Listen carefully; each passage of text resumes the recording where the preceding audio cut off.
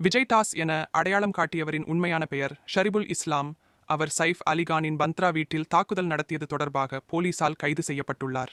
இவர் பங்களாதேஷின் ஜாலோகதி மாவட்டத்தைச் சேர்ந்தவர். தனது உண்மையான அடையாளத்தை மறைக்க விஜய் டாஸ் என்ற பெயரை பயன்படுத்தினார். அவர் முந்தியதாக தானேயில் உள்ள பிளாபர் ஆல் டே என்ற உணவகத்தில் வேலை செய்தார்.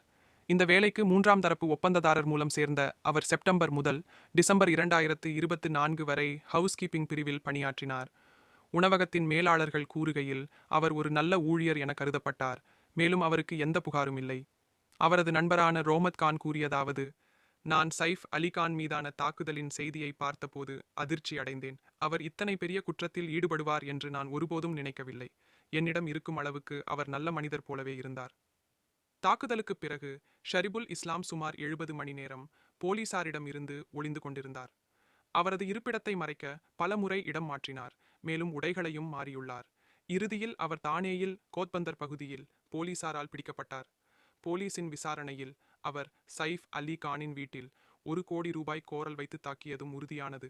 அவரது அடையாளத்தை உறுதிப்படுத்த போலீசாருக்கு அவரது ஆதார் மற்றும் பான் கார்டு நகல்கள் உதவியதாகவும் கூறப்பட்டது. இதில் மிக முக்கியமானது, இந்த குற்றச் செயலில் ஈடுபட்டவர் ஒரு நேர்மையான ஊழியராக தோற்றமளித்தவர் என்றது அனைவருக்கும் அதிர்ச்சி அளிக்கிறது.